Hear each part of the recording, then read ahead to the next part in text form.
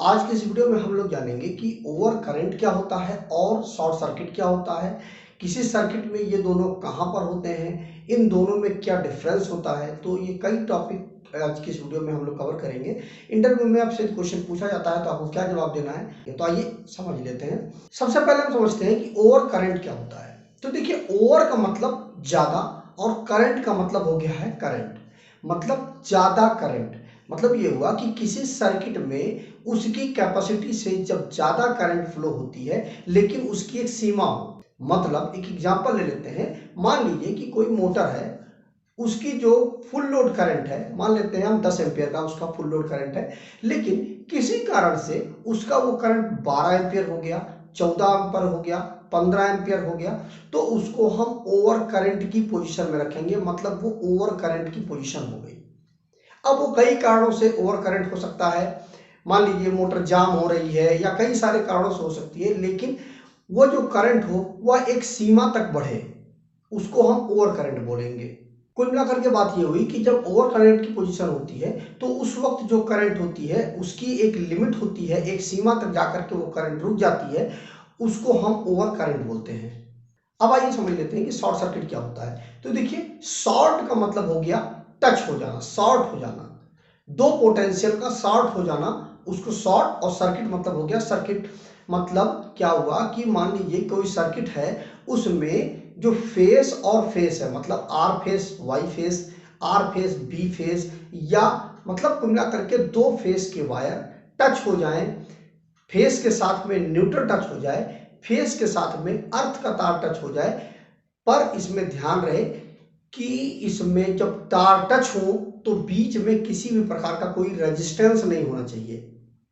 अगर रेजिस्टेंस है, मान लीजिए कोई मोटर है हमारी, उसमें हम 3 फेस दे रहे हैं और वो तीनों तार जो 3 फेस की सप्लाई के रूप में जा रहे हैं वो अंदर जा करके टच ही तो हो रहे हैं। अंदर जाकर के स्टार पॉइंट बन रहा है ना, अगर स्टार में हमने कनेक्शन कर रखा है तो वहां पर भी तो तीनों तार टच हो रहे हैं, तीनों फेस टच हो रहे हैं, लेकिन वहां पर क्या, बीच में रेजिस्टेंस हो जाने की वजह से वो शॉर्ट सर्किट नहीं कहा जाएगा।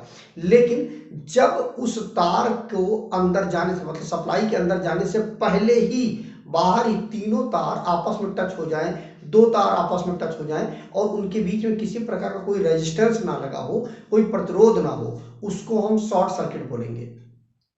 फिर से समझ लीजिए कि जब फेस और फेस एक साथ टच हो जाए बिना किसी रेजिस्टेंस के, फेस और न्यूट्रल टच हो जाए बिना किसी रेजिस्टेंस के, फेस और अर्थ टच हो जाए बिना किसी रेजिस्टेंस के, तो उस कंडीशन को हम शॉर्ट सर्किट की कंडीशन बोलेंगे। मतलब इसमें जो करंट की जो सीमा है वो निर्धारित नहीं होती है, इसमें करंट जो है वो अनलिमिटेड हो जाती है। अब इसमें होता क्या है कि जब शॉर्ट सर्किट की पोजीशन आती है तो जिस जगह पर, जिस पॉइंट पर शॉर्ट सर्किट होता है, मान लीजिए फेस और फेस टच हो गए, तो देखिए मान लीजिए दो फेस है तो एक फेस में 220 वोल्ट, दूसरे फेस में 220 वोल्ट हुआ, तो दोनों फेसों में 220 वोल्ट है, लेकिन जब ये दोनों फेस टच होते हैं तो उस जगह पर जो वोल्टेज होता है वो जीरो हो जाता है।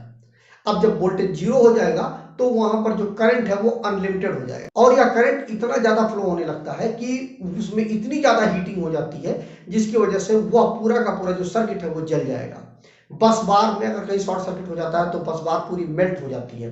मतलब कुल मिला करके जब कहीं पर आपने देखा होगा कि कहीं पर आग लगती है तो उसका क्या कारण बताया था, शॉर्ट सर्किट हो गया। अब शॉर्ट सर्किट में क्या होता है कि यही होता है कि जो दोनों तार होते हैं, फेस न्यूट्रल, फेस अर्थ या फेस टू फेस, ये आपस में टच हो जाते हैं और इनके बीच में कोई रेजिस्टेंस नहीं होता, तो वो इतना ज्यादा उसमें करंट पैदा होता है और उसकी वजह से इतना ज्यादा हीट पैदा होती है जिसकी वजह से वहां पर आग लग जाती है और जिसकी वजह से एक दुर्घटना हो जाती है।